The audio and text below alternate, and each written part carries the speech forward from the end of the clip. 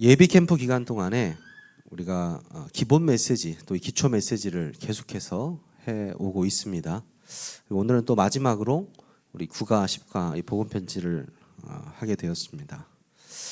하나님께서 정확한 시간표에 정확한 말씀을 주신다는 것을 이번 우리 캠프를 통해서 저는 개인적으로 많이 깨달았습니다. 제일 첫 번째 깨달은 것은 하나님께서 이번 캠프를 통해서 우리가 개인 전도 되어질 수 있는 훈련을 계속해서 시켜주셨다는 사실입니다. 말씀을 통해서 계속해서 그리스도가 선포되고 우리가 정말 증거해야 될 것이 무엇인가를 확인하는 시간이 바로 캠프라는 것입니다. 우리가 캠프를 하는 것처럼 보이지만 사실 복음에 집중하는 거거든요. 똑같은 말입니다. 그래서 하나님께서 개인 전도의 시간표, 다시 말해서 복음에 대한 말씀을 확립할 수 있는 시간표를 주셨다. 복음 확립. 앞으로 우리가 또 진행되는 캠프 속에서도 우리는 계속해서 복음에 더 깊이 확립되는 메시지로 나아가게 될 겁니다. 여러분들이 계속해서 기도해 주시고요. 두 번째 제가 이 캠프를 통해서 깨달았던 것은 바로 문화 캠프입니다. 예비 캠프와 함께 시작했던 것이 바로 우리 밴드 교실도 시작했고요. 우리 이제 함께 우리 아이들 토요일 날 집중하게 되었는데 제가 하면서 느낀 게 있습니다. 뭘 느꼈냐면 우리 아이들이 문화를 통해서 진짜로 행복해하는 것을 많이 보거든요. 실제적으로. 그러면 이 아이들을 통해서 복음 가진 사람의 복음 문화로 이 지역의 문화를 정복해 할 것을 하나님이 약속하셨는데 그렇다면 우리가 진짜 문화를 가지고 집중해야겠구나. 그게 딱 깨달아졌어요. 이번 캠프를 통해서 개인 전도와 함께 세계로 교회 문화 캠프의 문을 앞으로 하나님께서 여시겠구나. 여러분도 이거 기도해 주셔야 되고요. 세 번째는요. 복지 캠프입니다. 왜 복지 캠프라고 했냐? 예전에는 일 목사님이 그런 말씀하셨죠. 결국에는 문화와 복지다. 이런 말씀을 하셨단 말이죠. 이것은 무슨 말이냐면 신앙생활을 하면서 우리가 삶을 무시할 수 없습니다. 그렇죠? 우리는 삶을 내동댕이 칠 수 없어요. 그런데 복지만 보는 게 아니고 복지로 캠프를 한다는 의미거든요. 말씀과 함께 이 복지를 한다는 거예요. 그래서 앞으로 지금 세계교회를 놓고 기도해 주셔야 되는 것은 이 지역에 제대로 된 아동복지센터 그리고 이민자 지원센터가 세워져야 합니다. 왜 그러냐면요. 이 복지 캠프 안에 수많은 TCK들이 있어요. 이 지역에. 여기 안에 수많은 다문화 가정들이 있습니다. 그리고 또 무너진 가정들이 굉장히 많이 있어요. 단지 우리가 지금 보이지 않을 뿐이죠. 근데 언제까지 우리가 한 사람 한 사람 찾아다닐 수는 없습니다. 플랫폼이 만들어져야 돼요. 그래서 이 복지 캠프를 통해서 복지 플랫폼이 만들어져야 되면 하나님께서 니들 이거 해야지. 이게 아니에요. 이미 다 준비해 놓으셨어요. 다 준비하셨어요. 아직 우리가 깨닫지 못한 것뿐이거든요. 그러면 빨리 우리가 기도하면서 이 부분을 찾아내야 된다는 거죠. 어떻게 찾아내냐? 복지에 관련된 사람들 모여서 기도부터 시작해야 돼요. 기도부터 시작해야 된다고요. 이 신탄진 지역에 진짜 다민족 살리고 237, 5천 종족 숨은 우리 랩런트들을 찾아서 진짜 살릴 수 있는 복지 캠프를 우리가 시작해야 된다. 그러기 위해서는 우리가 시스템을 빨리 갖춰야 된다. 그래서 기도하고 있는 게 뭡니까? 바로 언어 캠프예요. 이번 우리 기도하면서 준비하고 있죠. 사실 메시지로서 계속 제가 하고 있었어요. 우리 안에 이제 중국어 교실 열어야 된다. 이 말씀을 드렸는데 사실 저에게 불을 당기게 한 사람이 있어요. 우리 김윤경 집사님. 우리 김윤경 집사님이 다른 거 몰라도 우리 아들에게 언어 하나는 좀 제대로 좀 이렇게 가르치고 싶은데 내가 얼마든지 돈 드릴 테니까 시작하셔라. 이렇게 얘기를 하시라 저한테. 그래서 또 불이 지펴지더라고요. 제가 그 주간에 사실 우리 정석유 안수 집사하고 우리 새로운 중국인 만난 거거든요. 멍청하지 않으면요 진짜 둔하지 않으면 하나님이 어떤 지금 뭘로 인도하시는지를 알 수 있습니다. 그냥 보기만 하면 하나님이 지금 이 언어 캠프를 통해서 또 수많은 문들을 열어주시려고 하시는구나. 눈치가 있잖아요, 제가. 그래서 그렇다. 우리 교회 안에서 시작된 것처럼 보이지만 그렇지 않아요. 지금 우리의 대상은 어디냐? 교회 밖입니다. 우리 박하정 원사님 통해서 보면 이제 사회복지단 또 뭐 동사무소 또 센터 이런 데다 다 이제 포스터가 붙일 건데 TCK는 무조건 무료입니다. 그렇게 하기로 했어요. 이 지역에 사는 TCK 다문화 가정의 자녀들은 다 무료예요. 세기록교에 온 이상. 근데 이제 한국 사람은 안 됩니다. 한국 사람은 돈을 내야 됩니다. 그래서 아마 나중에 그게 뭐라고 할 텐데 그건 제가 나중에 설명하면 드리면 되고. 왜 그러냐면 결국엔 이 언어 캠프를 통해서 이 아이들이 언어를 당연히 늘겠지만 언어보다 복음이 들어가거든요, 또. 그러니까 우리는 이걸 통해서 캠프하려고 하는 거고요. 이걸 통해서 캠프하려고 하는 거거든요.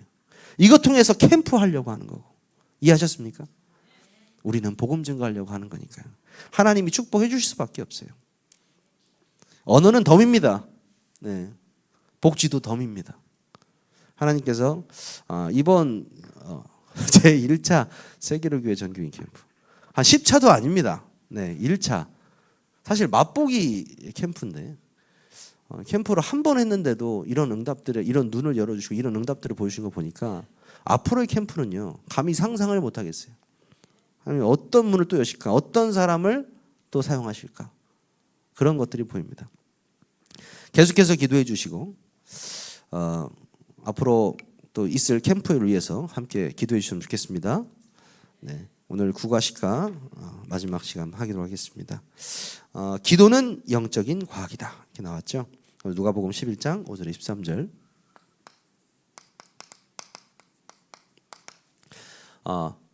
여기서 우리가 알아야 될 것은 왜 하필 복음 편지에서 국어식과 기도에 대해서 나왔느냐.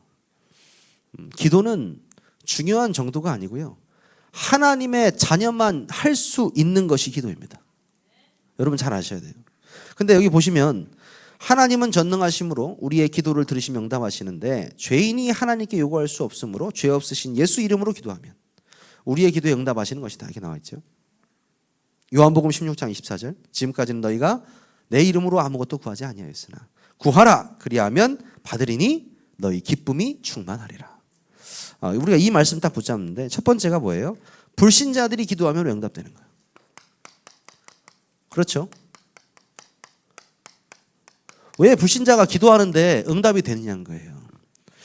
여기 보시면은 모든 종교는 기도한다는 거예요. 근데 기도 행위를 해요. 어떤 행위를 하냐? 뭐 도리해 놓고 절하기도 하고, 뭐 천주교들은 묵주를 돌리기도 하고, 뭐 엎드려 기도하기도 하고, 소리내어 기도하기도 합니다. 기도문도 있어요, 다. 근데 더 중요한 것은 이 기도가 진짜 응답이 됩니다. 그들이 하는 기도가 응답이 돼요. 제가 저번에도 그 JMS 그분 말씀드렸잖아요. 그분이 암을 고쳤다니까요. 저는 가능하다고 생각해요. 왜? 악령이 충만하면요. 그러니까 자기도 그 힘을 했다고 했잖아요. 아니 진짜 암 쉽게 낫는 병이 아닙니다. 암이 고쳐졌다니까요. 근데요, 왜 응답이 오느냐? 그 응답의 뿌리가 어딘지를 확인해야 된다는 거예요. 보니까 짐승에게 절하고 기도하고 돌나무에 절하 기도하고 그림 종이 사진 놓고 기도하고 왜 응답되는가? 이게 나와 있죠. 고린도전서 10장 20절에 보면은 무릇 이방인이 제사하는 것은 누구에게 하는 거라고요? 귀신에게 하는 것이죠. 하나님께 하는 것이 아니다. 나는 너희가 귀신과 교제하는 것을 원치 않는다. 이렇게 말씀하세요. 귀신과의 교제가 바로 종교적인 기도라는 겁니다. 이게 무서운 얘기예요. 그래서 제가 처음에 아까 말씀드렸던 게 하나님의 자녀만 하나님께 기도할 수 있다. 그러면 하나님 자녀가 아닌 자들이 기도하는 건 뭐예요? 전부 귀신과의 소통이라는 거예요. 그래서 응답도 실제로 일어난다는 거죠. 마태복음 24장 11절에 보면 거짓 선지자가 많이 일어나서 많은 사람들을 미혹할 것이다. 여러분 뭐 멀리 보지 않아도 주변만 봐도 TV만 봐도 수없이 자신이 그리스도라고 일컫는 사람들이 너무나 많고 성경을 완전히 무시한 언행들을 많이 하죠. 그런 걸 보고 있으면요, 참 성경적이다라는 말이 맞는 것 같습니다. 거짓 선지자가 많이 일어나서 많은 사람을 미혹할 것. 보니까 두 번째가 이 불신자들이 기도하면 뭐 어떻게 된다고요? 무조건 응답받는데요. 참. 좋은 것이든 나쁜 것이든 우선 목적만 이루면 곧 실패한다. 그러니까 이 땅에서 뭐 얻을 수 있는 것도 있겠죠. 뭐 기도를 통해서 뭐 병이 낫거나 실제적으로 뭐 무엇을 얻거나 할 수 있겠습니다만은 궁극적인 문제는 더욱 해결되지 않는다는 것입니다. 다시 말해서 오히려 그런 걸 체험하는 사람일수록 복음이 안 들어가요. 왜? 다른 걸 이미 체험해버렸기 때문에. 다른 거에 이미 은혜를 받아버리고 이게 맞다. 내가 이거 체험했다. 이게 돼버리기 때문에 실제로 복음을 전했을 때 복음이 안 들어가는 거죠. 그런 경우가 있습니다. 기도하면 무조건 응답되기 때문에 이들이 불신자들이 기도하는 거죠. 세 번째가 하나님의 자녀가 기도하면 하나님은 세 가지 방식으로 응답하신다. 세 가지 방식 뭡니까? 기도한 대로 즉시 응답하는 경우가 있다. 즉시 응답하시는 경우. 두 번째 뭡니까? 손해가 되거나 불필요한 것은 응답하지 않으시는 경우. 그렇죠? 더 좋은 것으로 응답하시는 경우. 유 목사님께서는 그런 말씀하셨죠. 무응답도 응답이다. 이전에 그런 말씀하셨잖아요. 제가 딱 그런 생각이 들더라고요. 이번 캠프를 해보면서 어떤 것이 응답이냐라고 봤을 때 이 말씀이 들리고 이 말씀으로 세상이 보이는 게 응답이라고 생각이 들었어요. 아주 간단한 응답이었어요. 지금 당장 막 새신자 들어오고 그것도 응답이겠죠. 뭐 사람이 변하고 그것도 응답이겠죠. 현장에 사건도 일어나고 응답이겠죠. 하지만요, 내 불신앙이 무너지고 내 생각이 바뀌는 게 가장 큰 응답이에요. 찌들었던 불신앙이에요. 근데 그 부분에 대해서도 담임 목사님과 포럼도 했었는데 그 찌들은 불신앙을 가지고 있는 사람 너무나 많다는 거예요. 목사님께서. 그러냐고. 진짜 그 찌든 불신앙 가지고 너무 많아요. 근데 더 제가 소름 돋는 건 저조차도 그게 불신앙인지 몰랐어요. 진짜요. 불신앙인지 모르고 살았어요. 제가 그걸 불신앙인지 모르고 살았습니다. 안 되는 것이 당연하다고 생각하고 살았어요. 그렇잖아요. 유 목사님이니까 되고, 유 목사님 측근이니까 되지, 유 목사님 후광이 좀 있으니까 되겠지, 뭐 이런 생각들. 이게 뭐 이렇게 불신앙이 아니고 너무 자연스럽게 드는 생각이에요. 왜? 나한테는 그런 일이 안 일어나니까. 그리고 안 일어날 거니까. 100% 확신하니까. 그렇게 30년을 살았습니다. 30년. 근데 그런 대표적인 응답을 받는 사람도 주위에 한 명도 없었어요. 뭐 옆에서 좀 보기라도 했으면. 특히 대전은 불모지입니다. 없어요. 그래서 이번에 캠프를 보면서 하나님이 하시는 걸 보니까 이건 뭐 이렇게 쉽다 어렵다의 문제가 아니고, 이렇게 간단하구나. 하나님이 역사하시기에 그냥 우리는 기도만 하면 되고 그렇게 세팅만 하면 되는데 왜 그렇게 이 굴려 쌓고 막 인본주의 썼을까? 그런 생각이 들더라고요. 갑자기 그러는데, 다시 말해서 하나님이 주시는 진짜 응답은 뭐냐면요, 말씀이 믿어지는 거라는 거예요. 여러분들이 앞으로 가셔서 이 복음 편지를 누군가에게 하실 때 그 사람에게 가시기 전에 차에서 기도하고 가세요. 하나님, 이 사람에게 말씀이 믿어지게 하옵소서. 오늘 이 그리스도의 말씀이 이 사람 심령에 잘 박힌 목과 같이 꽂히게 하옵소서. 이게 기도하고 가야 됩니다. 두 번째가요, 하나님이 주시는 응답을 받을 자격이 있다. 아까 말씀드렸던 자격에 대해서 나오죠. 첫 번째 자격은 뭡니까? 영접하는 자, 곧 그 이름을 믿는 자들에게는 하나님의 자녀가 되는 권세를 주셨으니, 하나님의 자녀만 자격이 있다고 말씀합니다. 하나님께 기도할 수 있습니다. 아까도 말씀했지만 누구 이름으로 해야 된다고요? 예수 이름으로만 기도해야 됩니다. 이만희 이름 안 돼요. 정명석 이름도 안 됩니다.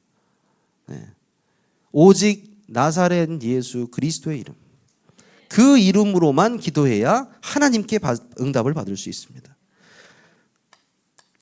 시편 66편 18절. 내가 나의 마음에 죄악을 품었더라면 주께서 듣지 아니하시리라. 내 마음에 죄를 품지 않고 기도하라는 거예요.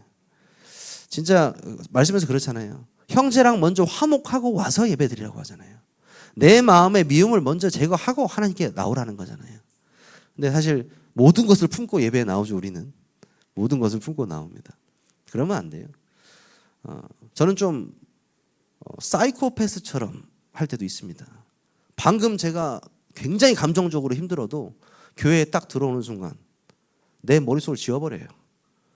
아주 연기파 배우입니다. 싹 티 안 납니다. 왜? 내가 오늘 여기에 목숨 걸지 않으면 나머지 다 무너지게 돼 있거든요. 내가 오늘 이 예배와 오늘 하루에 내가 생을 걸지 않으면 다른 것들은 소리 없이 다 무너져 버리거든요. 그래서 그렇게 우리가 하나님 앞에 나아가야 됩니다. 누가복음 11장 오늘 5절에서 12절이죠. 믿음으로 기도해라.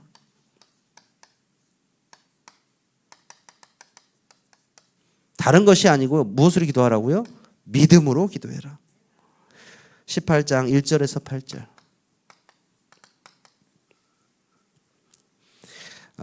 여러분 잘 아시는 내용입니다. 불의한 재판장. 그렇죠? 불의한 재판장 이야기죠. 하나님께서 그렇게 불의한 재판장이 아니시라는 말씀을 하시는 거예요. 오늘 본문의 말씀처럼 너희가 자식에게도 악한 부모라도 좋은 것을 줄 줄 알거든. 하물며 하나님께서 너희에게 성령을 주시지 않겠느냐. 가장 좋은 것을 뭐라고 표현했습니까? 성령. 네가 좋은 거 줄 줄 알거든. 하나님이 더 좋은 것으로 주시지 않겠느냐라고 하지 않았어요. 좋은 것이 아니고 가장 좋은 것이 성령이라는 거예요. 우리가 가장 구할 것이 뭐예요? 성령이라는 것입니다. 빌립보서 4장 6절에서 7절.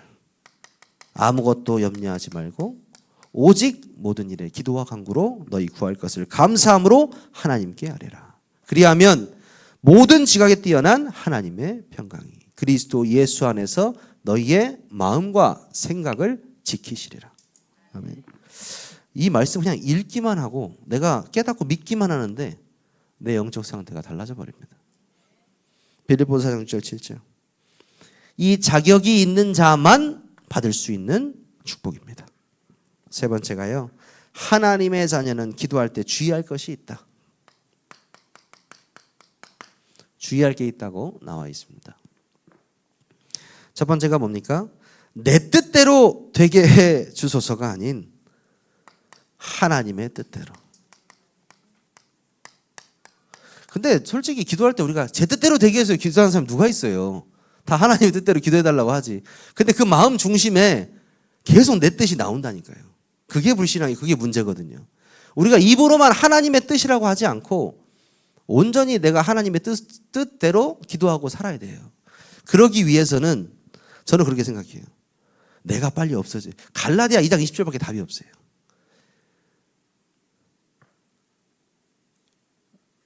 이 성경에 굉장히 반대되는 말이 많이 나오잖아요.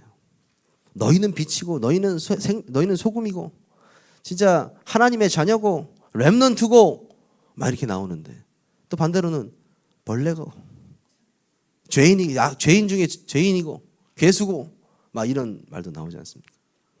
그게 무슨 말이냐면 하나님께서 우리를 향한 뜻은 나를 통해서 그리스도가 발현되는 것이거든요.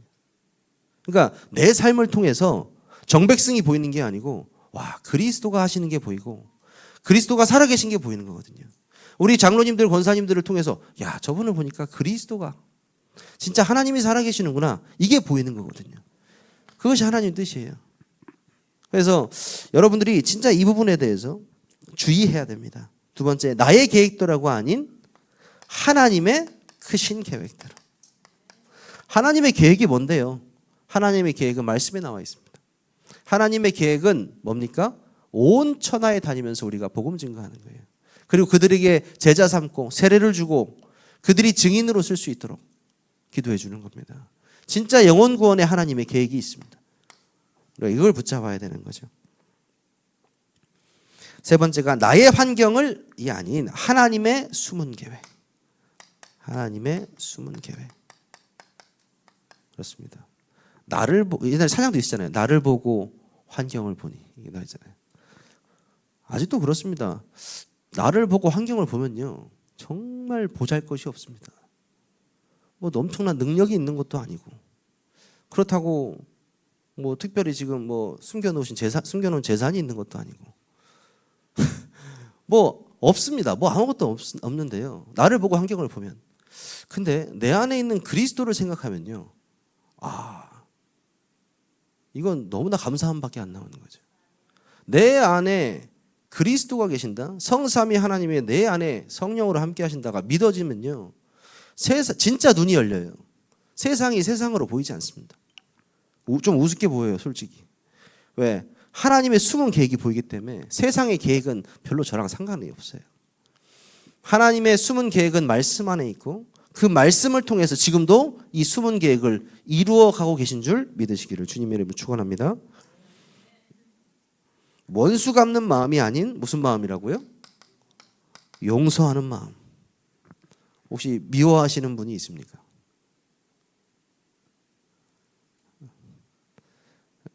제가 저번에도 말씀드렸지만 사단이 못하는 게 뭐라고요? 사랑입니다. 사랑을 못합니다. 그래서 교회 안의 미움은 사단이 하는 짓입니다. 어느 정도 사랑해야 되냐? 우리가 뭐 뺨을 한쪽 맞아가지고 다른 한쪽 뺨을 대줄 정도로까지 사랑할 정도면은 제가 볼 때는 완전 복음화 된 사람입니다. 그 사람 갈라디아 2장 20절에 이미 된 사람이에요. 뺨 때리지도 않았어요. 눈만 한 번 흘겼을 뿐인데 1년 동안 서로 안 쳐다봅니다. 그런 세상이 있습니다.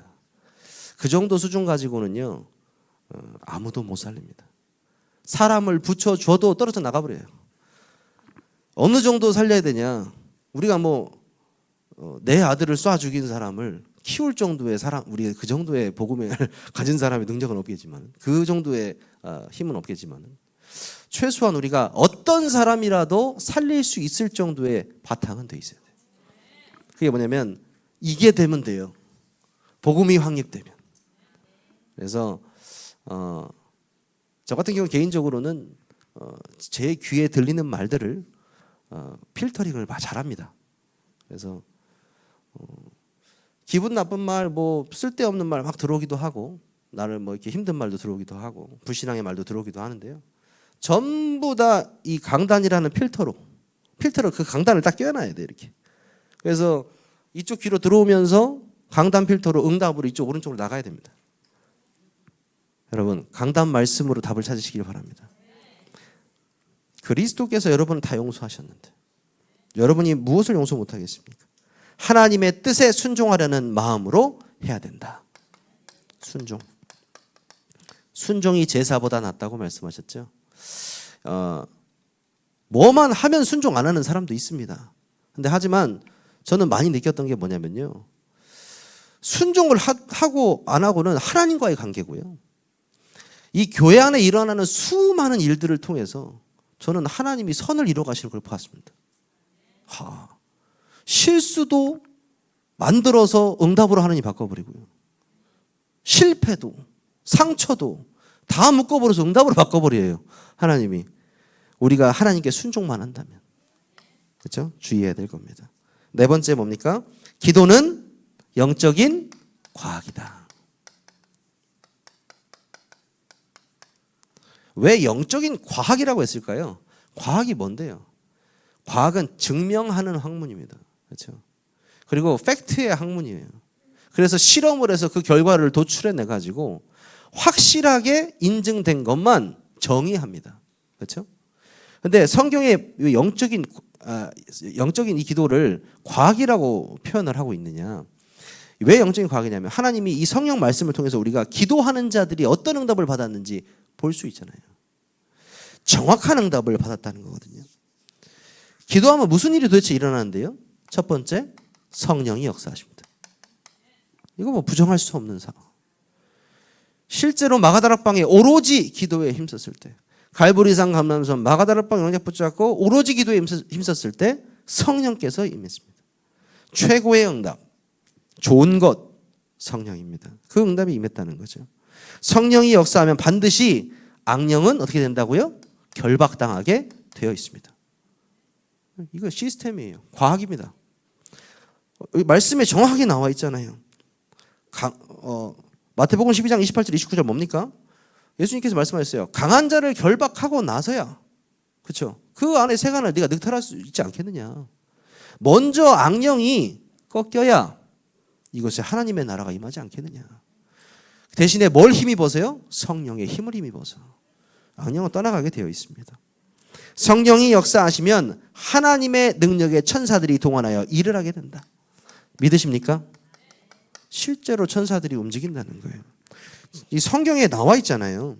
뭐라고 나와 있습니까? 히브리서 1장 12절 14절 뭡니까? 1장 14절 뭡니까? 모든 천사들은 섬기라고 보내심이 아니냐. 누구를 섬기라고요? 구원받을 우리 후사들을 위해서. 하나님께서 심부름꾼을 사용하시는 거예요. 이 천사들을 통해서. 또 계시록 8장 3절에서 오면 금양로 기도를 딜리버리 하죠. 배달합니다. 또 다니엘 10장 10절에 10절 보면 다니엘에게 와서 하나님의 말씀을 전달해 주기도 합니다. 이 천사들의 역할을 실제적으로 지금도 역사하고 있다는 사실이에요. 눈에 보이는 것만 믿는 사람은 절대 믿을 수 없는 부분입니다. 그리고 그때부터 뭐가 바뀐다고요? 환경이 변하기 시작합니다. 주위 환경이 변하기 시작해요. 에스더 4장 14절 보면 모르드게가 에스더한테 말하죠. 정확한 때를 딱 말해요. 딱 환경이 변할 때 정확한 때를 딱 에스더에게 일러줍니다. 그때 렘넌트라면 어떻게 합니까? 바로 하나님 앞에 무릎 꿇죠. 그 환경, 여러분이 어떤 환경에 처했을지라도요, 진짜 말씀 붙잡고 하나님께 무릎 꿇었을 때 하나님은 참 응답하실 줄 믿습니다. 응답의 사람을 보내주신다. 응답의 사람 이렇게 나왔습니다. 성경 뭐 쭉 보시면 되는데요. 아브라함 뭡니까? 여기 아브라함 지금 창세기 18장 2절에 15절 보면 세 사람이 나타나잖아요. 멍 때리고 있는데 아브라함이 천사들이 온 거죠. 그래서 사라를 통해서 아들을 줄 것이다라고 하니까 사라가 몰래 듣고 있다가 어떻게 합니까? 웃어요. 네, 웃습니다. 정확한 응답이 있을 때는 하나님께 천사를 보내주세요. 사람도 보내주시고.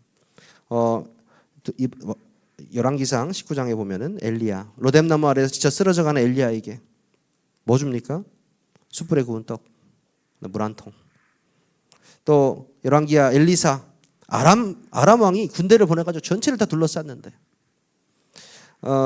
전 진짜 이 사관의 눈을 열어달라고 기도하죠. 그러니까 주위에 그 군대 뒤에 뭐가 있어요? 불말과 불병거가 쫙 있잖아요. 실제로 하나님께서 보내신 겁니다. 열왕기하 20장에 보면은 히스기야죠. 히스기야가 사실 죽었어야 되는데 기도합니다. 살려달라고 애원합니다. 그러니까 하나님이 그 기도를 히스기야한테 바로 말씀을 안 해주시고 누구를 통해서 말씀하세요? 이사야한테 내가 히스기야의 기도를 들었다. 히스기야의 눈물을 보았다. 이렇게 말씀하세요. 그래서 몇 년 더 살아요? 15년 더 삽니다. 하나님께서 응답의 사람을 이사야를 통해서 히스기야에게 보내주셨다는 거죠. 그리고 또 뭐 사도행전 1장 흰옷 입은 사람이 또 갈릴리 사람들한테 얘기를 하고 또 중요한 순간이죠. 뭐 6번에 보니까 사도들을 잡아간 감옥에 주의 사자가 옥문을 여는 역사, 또 고넬료, 또 베드로 옆구리를 쳐서 깨웠던 그 일 쭉 일어납니다. 여러분들이 이 말씀 붙잡고요, 기도는 영적인 과학이라는 사실을 딱 이 시간에 딱 깨달으셔야 되고, 우리 마지막으로 이 기도하면 왜 질병이 떠나가는가 시간인데요.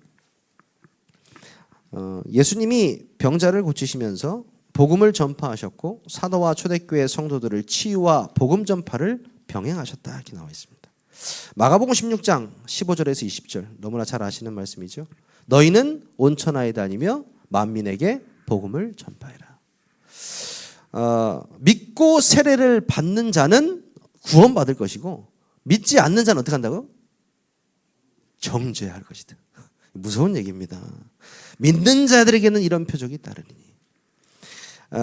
곧 그들이 내 이름으로 귀신을 쫓아내며 새 방언을 말하며 뱀을 집어올리며 무슨 독을 마실지라도 해를 받지 아니하며 병든 사람에게 손을 얹은즉 나으리라 하시니라. 이게 우리에게 주신 말씀입니다. 성경에는요 반드시 치유의 약속이 있습니다. 마가복음 6장 56절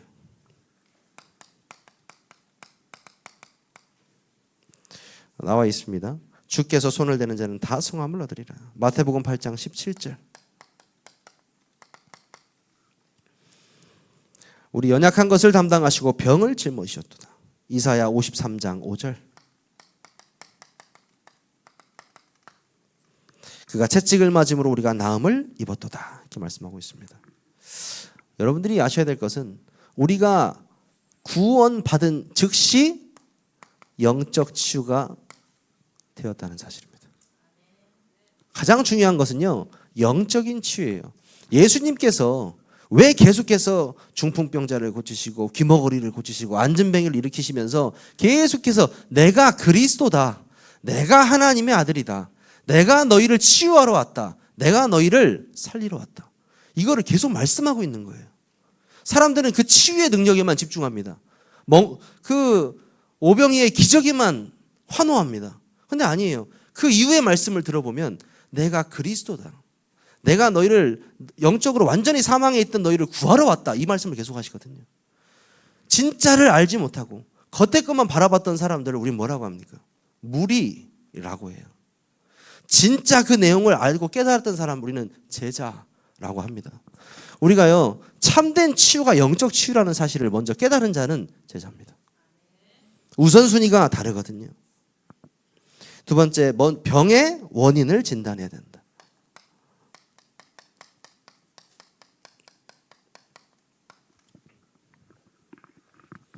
예전에 오진에 의사 선생님들 오진에 그렇게 많다고 얘기를 많이 했었는데 요즘은 의사 선생님이 아예 없더라고요.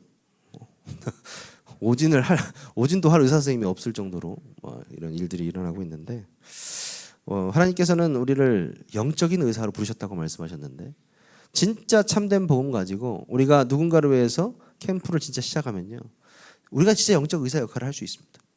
살리는 자 역할을 감당할 수 있습니다. 원인과 진단에 대해서 나왔는데 과로, 실수, 전염으로 인한 병, 노아의 병도 있다. 그렇죠? 여러 가지 병들이 있습니다. 그리고 성경이 밝히는 세 종류의 원인 나오죠. 죄로 인한 병. 뭡니까? 죄로 인한 병, 또 마귀가 가져다 주는 병 이렇게 나오는데 조상의 죄, 원죄, 자범죄 이렇게 나옵니다. 조상의 죄, 원죄, 자범죄 쭉 나오고요. 그리고 마귀가 가져다 주는 병이 있죠. 정신 문제, 또 마음의 병, 또 환경과 또 신경 쭉 나와 있습니다. 마귀가 가져다 주는 병. 그리고 하나님께서 주시는 뜻이 있는 병이 있습니다. 그래서 여기 보시면은 죄를 통해서 오는 병들. 그러니까 조상의 죄 이런 거 있잖아요. 아니 이 집은 간암으로 아주 그냥 싸그리 다 죽는 집안들이 있어요. 그걸 우리 뭐라고 하죠? 가족력이라고 하잖아요.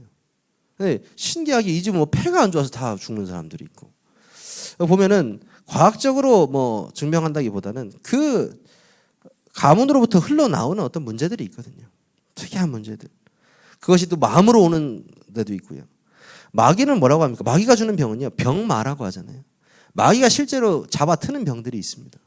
목사님 그때 말씀하셨던 신병도 같은 것도 그런 것이고요. 이런 경우 같은 경우에는 진짜 그리스도 이름으로 귀신이 쫓아내면 바로 회복되는 경우가 있죠. 뜻이 있는 병이 있습니다. 어떤 게 뜻이 있는 병입니까? 바울에게 붙었던 병들 있잖아요. 아니 그렇게 전 세계를 다니면서 30번이나 죽을 뻔한 바울이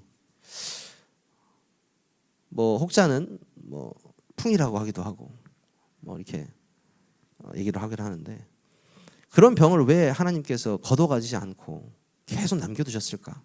그런 생각에 뜻이 있는 병이 있습니다. 그 사람에게 꼭 필요한 병이 있어요. 예전에 그런 고백을 하시더라고요. 어떤 목사님이. 한 부모가 찾아왔대요. 그 막내 아기를 데리고. 근데 막내 아기가 완전히 정신이 혼미하게 나가버린 거예요. 자살 시도 너무 많이 하고. 그래서 이제 멍하고 완전히 가고 있으니까 목사님이 제발 좀 고쳐달라고 다락방 교회 목사님한테 온 거예요. 열심히 사역하고 또 기도하고 찬양하고 하는데 1년, 2년, 3년 됐는데 또 가대. 그래서 엄마가 목사님, 아니 3년이나 다락방 교회를 다녀고 아니 이러는데 뭐 아무 일도 안 일어납니까? 이제 이렇게 얘기를 한 거죠. 근데 그 목사님이 참 기가 막힌 말씀하신 거예요. 그 막내딸 하나 때문에 당신 예수 믿고, 당신 남편 예수 믿고, 당신 딸 예수 믿고, 당신 동생 예수 믿고, 당신 엄마 아빠 예수 믿고, 온 가족이 예수 믿게 됐거든요. 우리는 딱 그것만 문제만 봐요. 그 문제를 통해서 하나님이 진짜 하신 일들을 안 봐요. 그 가문 전체가 복음받았거든요. 하나님의 뜻이 있는 병이 있어요. 우리가 그걸 봐야 됩니다. 잘못된 치유법 나옵니다.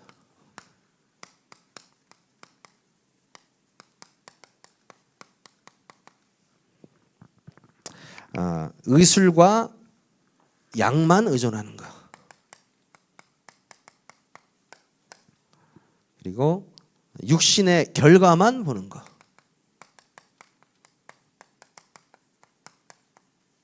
세 번째 뭡니까? 종교적인 방법. 맞습니다.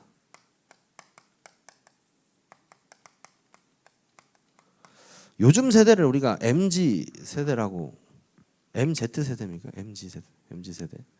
MZ 세대라는 이 세대들은요, 굉장히 싫어합니다. 미신적인 거. 눈에 보이는 과학적인 걸 굉장히 좋아하거든요. 그런데 그들이 사는 라이프 스타일을 잘 보고 있으면요, 굉장히 미신적이에요. 그래서 그런 걸 보고 있으면 잘못된 치유가 어디서부터 오냐? 영적인 것에부터 오는 거예요. 영적인 문제를 통해서 파생된 많은 문제들이 질병을 일으키는 거거든요. 그래서 이 잘못된 치유가 참된 치유가 되려면 복음이 제대로 들어가야 돼요. 복음만이 병행해야 돼요. 복음과 의술, 그죠? 복음과 육신 치유. 진짜 복음으로만 이거는 병행해서 되는 게 아닙니다. 종교적인 방법은 안 되고 오직 그리스도로, 말씀으로 치유해야 됩니다. 올바른 치유 순서가 있습니다.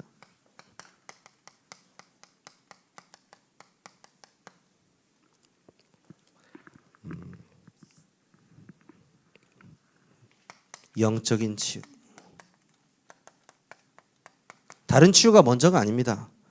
영적인 치유. 일단 신분이 바뀌어버려야 돼요. 그래야 시작됩니다. 치유가. 그래서 완전히 이 죄를 끊어야 됩니다.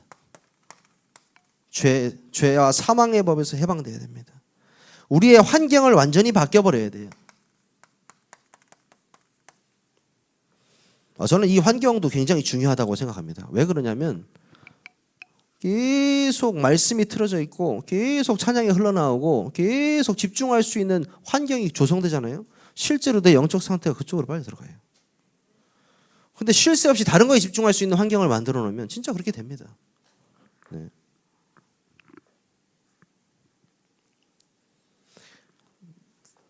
아는 목사님 보내주신다 했잖아요. 음악 막 노래한 거. 그래서 저도 오랜만에 조용필 노래를 좀 들었어요. 한 일주일 정도 들었나? 차 타고 오는데 화려한 도시가 입에 확 나오는 거예요. 내가 입에서.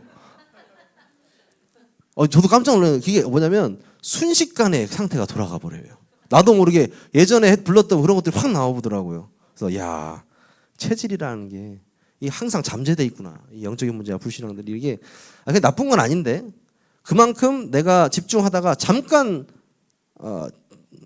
24시 안 해도 순식간에 나온다는 거죠. 근데 평생을 찌들어 있던 이 찌들어 있던 사람들이, 죄와 이 환경에 찌들어 있는 사람들이 잠깐 복음 들어 충격은 받을 수 있겠지만 이들이 체질이 변하려면 어떻게 됩니까? 24시 해야 돼요. 그 방법밖에 없습니다. 그 다음에 실제로 함께 물리적인 치유도 같이 해야 된다는 겁니다. 물리적인 치유. 치료받은 이후도 중요하다. 치료받은 이후 굉장히 중요합니다. 믿음의 행위를 유지해야 되고 감사의 마음과 생활을 반드시 회복해야 되고 증거하는 삶이 필요하다. 그렇습니다. 여러분의 믿음을 유지하는 가장 쉬운 방법이 있습니다. 모든 예배에 성공해버리는 거예요. 그러면요, 내 의지와 상관없이요, 믿음이 유지돼요. 아주 중요한 부분이죠. 치유입니다. 앞에 또 치유고 치유 또 나와 있는데 이 모든 치유가 무엇으로 되느냐? 진짜 예수 그리스도의 이름의 능력과 그 복음의 내용을 깊게 묵상하고 하나님의 말씀을 끊임없이 묵상하고, 그렇죠? 그리고 진짜 믿음으로써 해결된다는 사실입니다. 참된 치유에 이렇게 일어나는 거죠.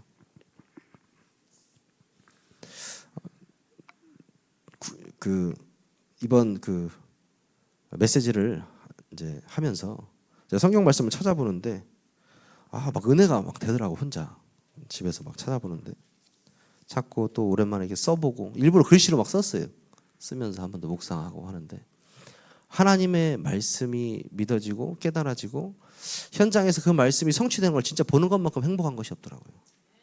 정말 그것만큼 행복한 것이 없어요.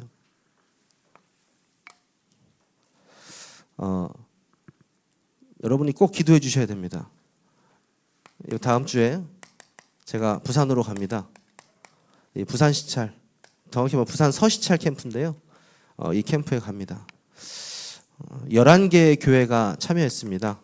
11개의 교회가 참여했고 이번에 이제 강성 목사님과 전화 통화하는데 목사님 이번에 세계력교회 전교인 캠프 1차 전교인 캠프 끝났으면 그러니까 고생했다 이러더라고요.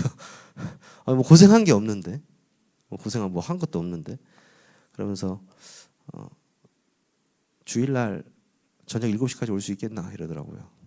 못 갈 것 같아서 왜냐면 이제 끝나고 바로 출발해도 부산 영도가 한 3시간 반 걸리더라고요. 그래서 도저히 안 될 것 같아가지고 근데 이 11개 교회 중에 9개의 교회가 미자립 교회입니다. 굉장히 힘든 상황이라고 해요. 그래서 여러분이 특히 기도해 주실 것은 제가 조장으로 섬기는 이번 교회가 부산 서시찰의 소망교회입니다. 담임 목사님은요 김청용 목사님이십니다. 그래서 여러분 꼭 함께 기도해 주십시오. 제가 이번에 가가지고 제가 거기 증인으로 갔습니다. 이렇게 가지는 않습니다. 가서 정말 섬기는 자세로 그 목사님들 그 현장을 같이 한번 보고 함께 기도하고 그 성도님들과 지속될 수 있는 말씀의 문을 열 수 있는 현장을 같이 찾고 실제로 말씀 그대로 그 현장에 적용되는지 확인하는 시간 되기를 바라거든요. 여러분들이 진짜 함께 여기서 기도해 주실 때 그 응답이 일어날 줄 믿습니다. 함께 기도해 주시기 바랍니다. 기도하겠습니다.